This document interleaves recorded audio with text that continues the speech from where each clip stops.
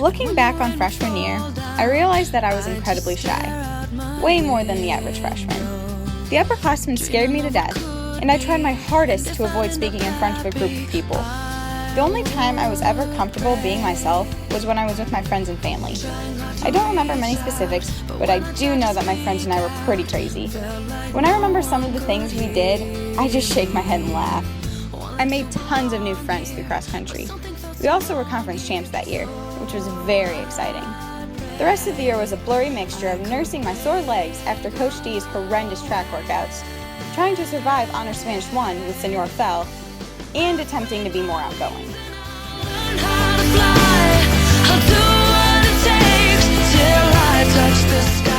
Seconds, hours, so many days, In general, sophomore year was very similar to freshman year, except everything seemed a whole lot easier. I was more used to high school classes, so the schoolwork didn't seem as bad. I was also way more social this year.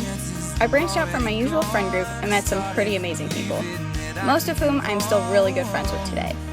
Both cross country and track season were awesome as well. Yet again, the girls cross country team won the conference, and our 4x800 team qualified for the state track meet in the spring.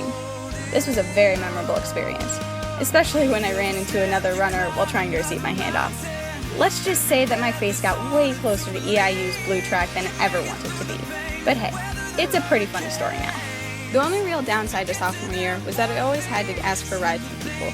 I usually like having my birthday in the summer, but having to wait until August prior to junior year to get my driver's license was excruciating. There are no boundaries.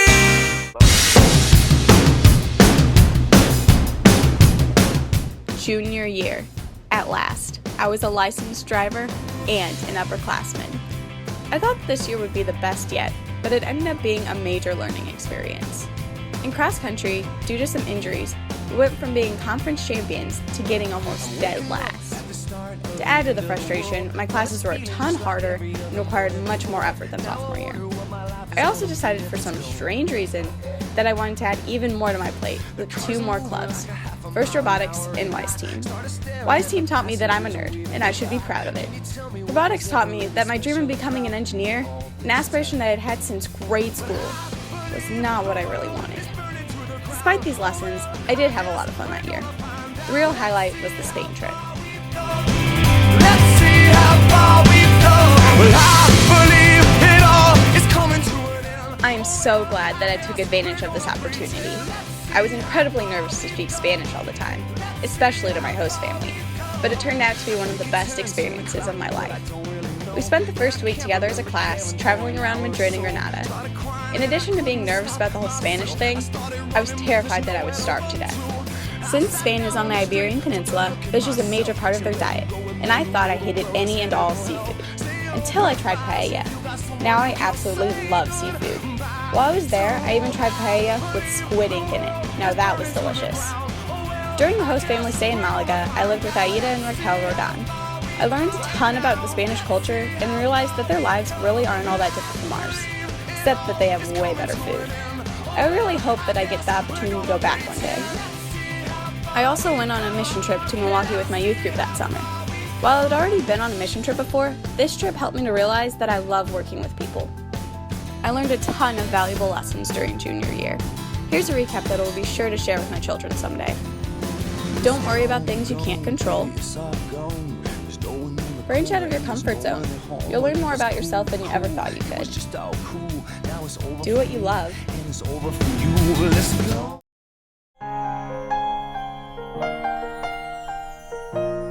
This year has by far been the best of the 4. Sure, I've questioned my choice in classes multiple times, and I've debated feeding all of my homework to my 7 dogs rather than trying to get it done on time. But it did get done, and I did survive. Thankfully, Kelly Steele and I had the exact same schedule, so we helped each other through it all. I feel that the main reasons that senior year has been so great is that I discovered what I really cared about and did things that made me happy. I let go of negative thinking and tried to see the best in every situation. Outwardly, our cross-country season, 3rd in conference and barely missing state, seemed okay, but for me, it was incredible. 10 years from now, missed conference championships won't even be on my mind. I'm going to miss being around my amazing teammates every day and running for my favorite coach of all time, Gene Jones. In general, this year has taught me that people matter to me. Can't hold it back anymore. Let it go, let it go. Turn away and slam the door. I feel that I've been way more confident and outgoing this year. My freshman self probably wouldn't even recognize me. I went from being the girl who avoided speaking in front of people at all costs and hated Spanish with a burning passion to a girl who, according to my mother and some of my friends, never shuts up and plans on majoring in Spanish. I've definitely changed over the past 4 years and will continue to grow as I travel on to college. After high school, I plan on attending St. Ambrose University in Davenport, Iowa to study both physical therapy and Spanish. I chose this career path because it brings together 3 of the things that I want to continue to be part of my life: science, sports, and helping people. I will also be running cross-country and track at SAU, which means I will be representing the most intimidating of all mascots, a fighting bee. 5 years from now, I will hopefully be finishing up my doctorate degree in physical therapy from St. Ambrose, and 5 years after that, I plan on being a bilingual physical therapist, working somewhere, whether it be Illinois, Texas, or Costa Rica. I really have no idea. I might have a family and kids too. Although I do have these plans for the future, I don't plan on sticking to them completely. Who knows what will happen in the next 10 years? As the wise Albus Dumbledore once said, "It does not do to dwell on dreams and forget to live." I believe it's important to set goals and to dream of a better life, but you should also live in the present and be grateful for what you have. Basically, you get out of life what you put into it. I also want to live my life in the same way that the character Augustus lives his in my favorite book, The Fault in Our Stars by John Green. It's beautifully written and it has a lot of good points about living life to the fullest. My favorite play would have to be Wicked. I absolutely love the music and the twist it has at the end. After seeing it at the Civic Center my sophomore year, I swear I sang the songs nonstop for a good month or 2. And finally, the best poem of all time must be For Sale by Shel Silverstein. It's about a guy who's basically trying to sell his sister. My mom would read this poem to my sister and I all the time when we were younger. I always thought the idea of selling your sister was hilarious. Sorry, Brenna. I wouldn't be the person I am today without the help of some very important people. Dave Thacker, one of my youth group leaders, has helped me to grow so much spiritually and as a human being. He has taught me what it truly means to be a follower of Christ. Coach Jones has also been instrumental in my success in high school. He believed in me at times when I stopped believing in myself. And he's like 60 years old and still runs. I hope one day I get to be as cool of an old person as him. And, of course, my family is pretty much the entire reason that I've survived these past 4 years. Even though we are all very different people and get on each other's nerves, we all look out for each other. I believe that our differences make us even stronger as a family. As for academics, there's no doubt that I've learned a ton from these 2 people.